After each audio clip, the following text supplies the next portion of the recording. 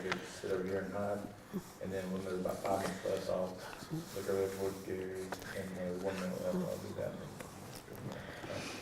Just let me know. You ready? 5, 4, 3, 2, 1. Welcome to People Doing Good for Others, where we praise and celebrate and hold in the light individuals who are truly mattering in our communities. I'm Gary York, and I'm grateful for this opportunity. We want to thank Wilkes Communications, RiverStreet Productions, and 100.9 WIFM for this opportunity, and we're glad you're with us. Our featured guest is Executive Director Patsy Reavis. She's with the Wilkes Developmental Day School. She's been a significant leader there for 27 years. She works with families, with children, with staff and community, and is a wonderful contributor in countless ways. The entity that she leads is a 5-star rating, and there's only a few of them in North Carolina. And we're going to talk about that. And Ms. Reavis, your answer a high calling, and that's to work with children and families in a special way. So how did that happen? Oh, goodness, Gary. If I think back, it certainly, I'm sure, started with childhood, as most things do, because childhood is such an important time. And my dad lost part of his arm in an accident. And so I grew up seeing him without part of a limb, but I never saw him as disabled. And it was his right arm, and he was naturally right-handed, but he taught me to write and to draw while he used his left hand. He had an arm that he could put on that was a prosthesis. He never wore it. I remember I'm the youngest of 6 children. We used to chase each other around the yard with it. You know, it was a toy. So it was never scary. It was just something.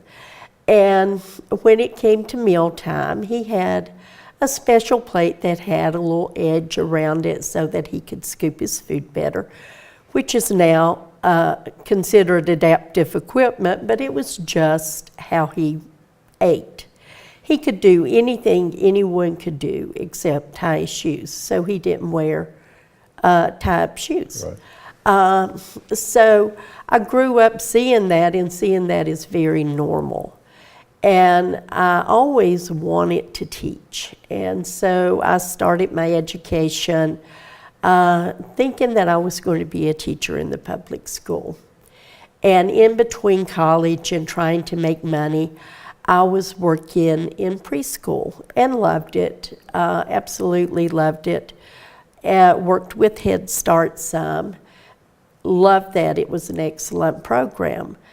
But what I saw, you know, the kids would come and they'd be so well dressed and so beautiful, and they'd go out to play, and sometimes the parents would say, "Oh, he got grass stain all over his pants."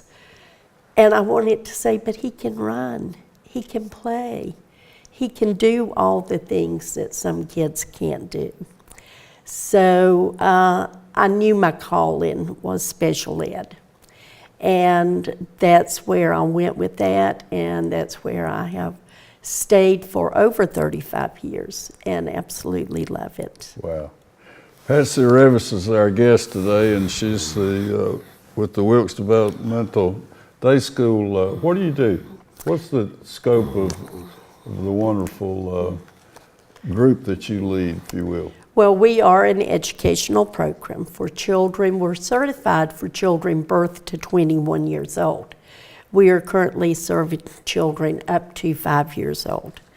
And this is all children. Children with special needs, children at risk for special needs, and also some typical children. You're a parent, right? Yes. I am too. But can you imagine if you're a parent and you're expecting your first child and you're so excited, and As the mom, you did everything right. You took your vitamins, you ate well, you did your prenatal care. You did everything correctly, and the doctor is letting you know everything is fine. Everything is fine. And the exciting day finally comes, and you give birth. And maybe that goes okay. And you bring the baby home, and everybody's so excited. But then you think you notice things that's not quite right. Maybe at 6 months old, the child is not sitting alone. Not sitting alone? Right. Okay, all right. Or holding his head up. Or maybe at a year old, he's not beginning to pull up and want to walk. And you're realizing that he's not developing the way other children are developing. But you got to go to work. And often he may also have more medical problems than other babies his age. So it's finding it's harder to get babysitters. And the child care center you're using doesn't know what to do with him. Right. But you've got to go to work. So what do you do? What do you do?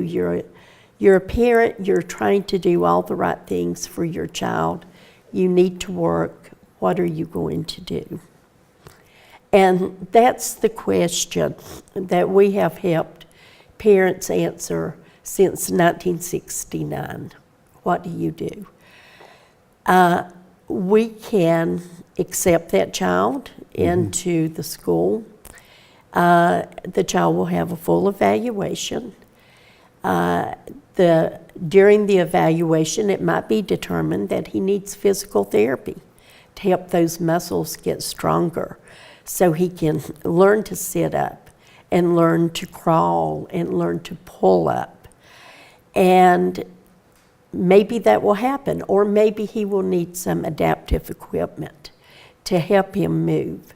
Maybe a wheelchair, maybe a walker, maybe braces. And his health is always a concern, but we're very fortunate to have a full-time nurse who specializes in pediatric care. She's also a child care health consultant for the state, which means she really specializes in group care and what can happen with children in group care. So she's there, she's available. She can provide she can do tube feedings, she can do insulin pumps, she can do whatever that child needs to be an active part of the day. She'll take care of boo-boos that happen on the playground, and she'll be there when a seizure occurs. Yes. That can be very scary to everyone. And now it's time for your child to start talking. And maybe he's delayed in that. We have a speech therapist that can start working with him right away and helping him learn to form words, sounds, and make sentences. If that doesn't happen, then there are communication devices that he will learn to touch, and it will speak for him. Mrs. Reavis, I want to make sure that our folks that are watching with us today, that we understand about inclusion. Right. Will you bring that up? Tell Yes. That's a neat part of the program at your day school. So tell us about inclusion, if you will. Well, Gary, when school started back in 1969, it started for children with very special needs, and they were educated there before they were accepted into the public school system, which didn't happen until the early 70s. So we were caring for children with severe disabilities that had no place to go. And when I came on board in 1990, all of the children there were 32 at the time, and they all had special needs. And I had learned that children learn best from one another. Teachers, especially my teachers that are the most excellent teachers ever, can teach children to do many, many things, but you really can't teach a child how to be a child. They learn that from other children. So, with the permission of my board of directors, we started a very slow, inclusive process. Typical child with Enrolling the typical children into the same classrooms as their special needs children. And it was the most beautiful thing, it was the most wonderful thing, because suddenly children with special needs had a role model their age to try to imitate. Children who were typically developing were learning patience, empathy, compassion. They were learning to share. life skills. Life skills, big life skills. Their communication was getting much better because they were having to explain things more to their friend. So it was a win-win situation. And in 1994, that became a federal mandate. But we had been doing it for 4 years by that time. And typically we like to be 50-50 inclusive, have half the children in each classroom that are there for quality child care, and the other half that are there because we are meeting needs that are not duplicated in the county. Very good. You were talking earlier that we are a 5-star rated program, and we are. That scoring system came out in 1997, and we were one of the first ones to become 5-star rated, and we have kept it the entire time. So we've had it longer than any other program. But what I think is even more remarkable than that, we are accredited by the National Association for the Education of Young Children. It is a national program all over the country, and we applied for that accreditation 15 years ago. It took 5 years of work to get everything met to be accredited. And we have to do our reports every year and be accredited again every 3 to 5 years.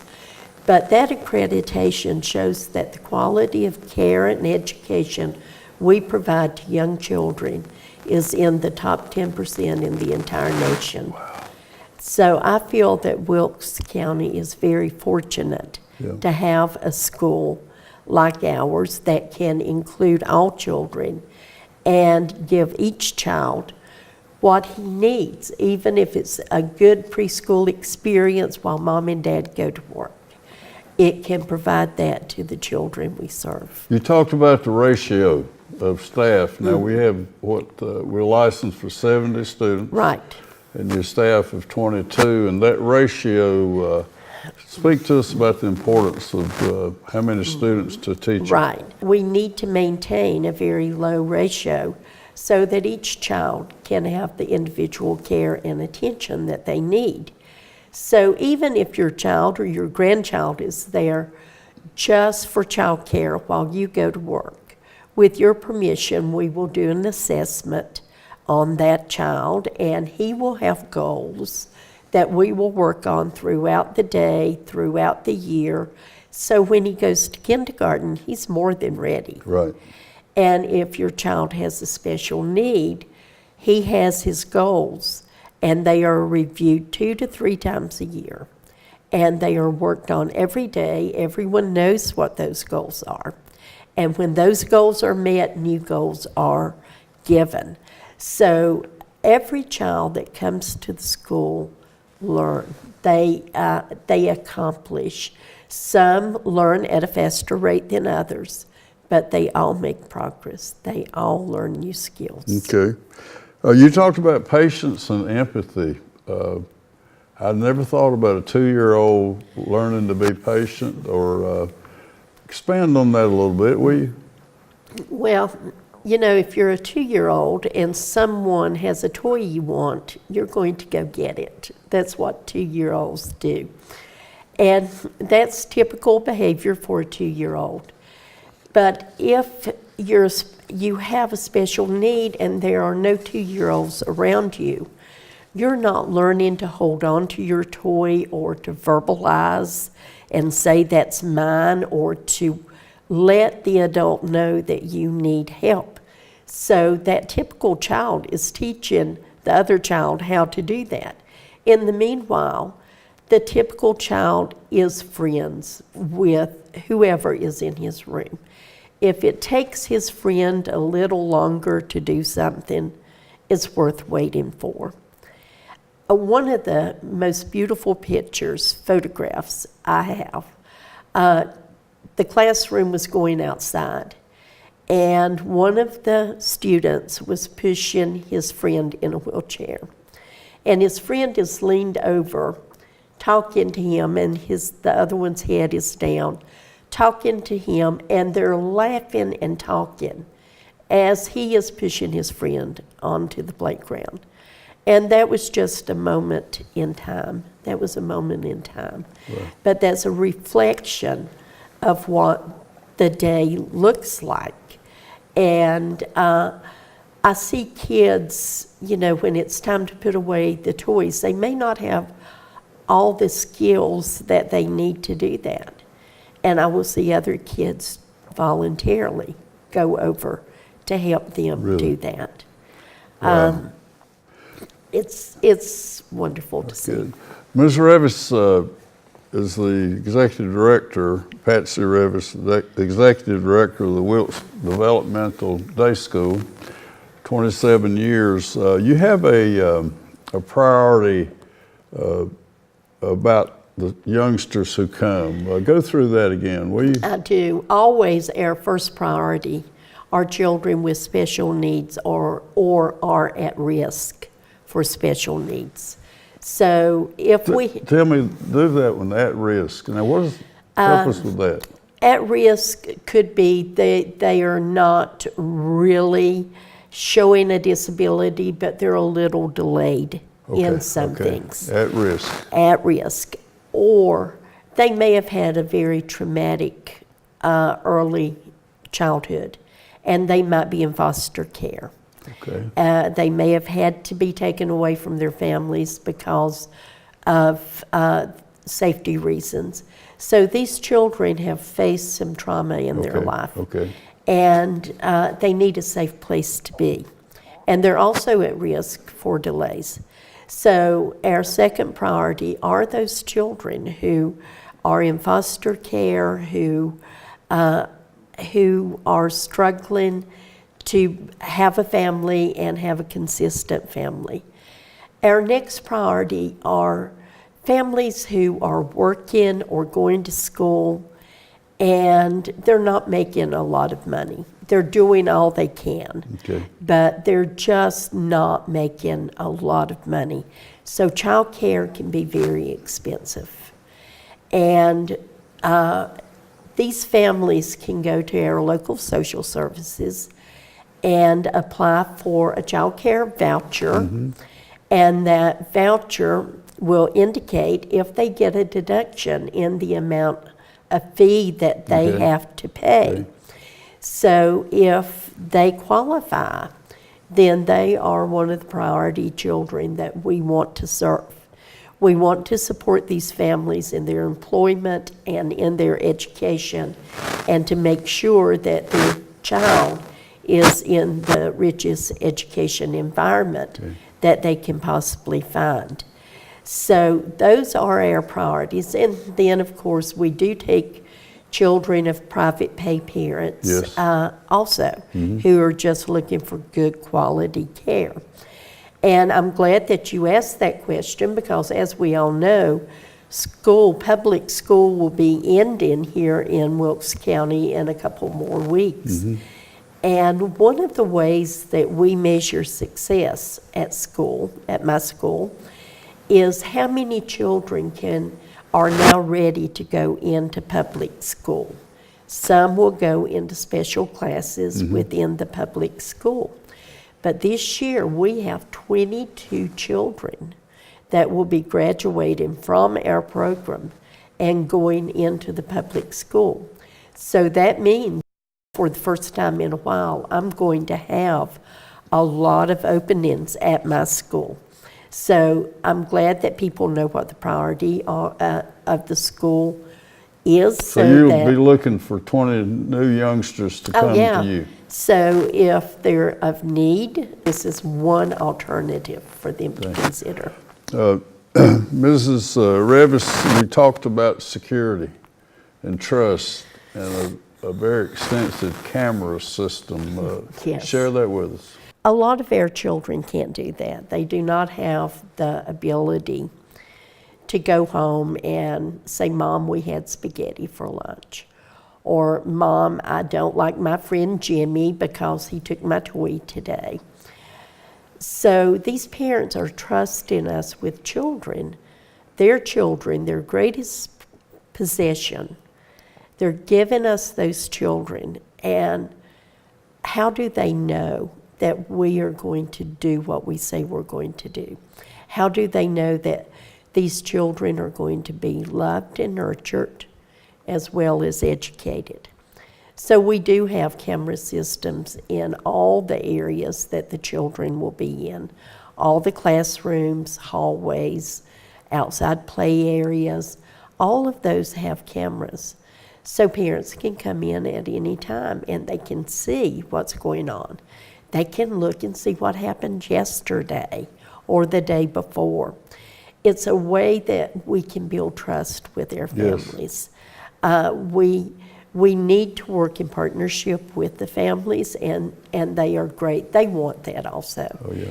But they're giving us the most precious thing they have, and we must be worthy of that trust. Okay. And that is one way that we can show them that we are indeed nurturing and loving and caring. Let's turn for a minute to your staff.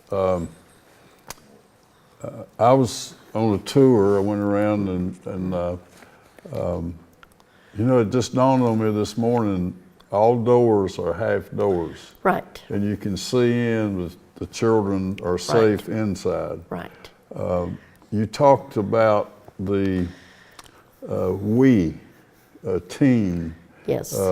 Revisit that, if you will, about, you said, I'm so proud of our providers that do such an incredible service. And you said we, and I like that. That's just a wonderful tribute. You have heard it takes a village to raise a child.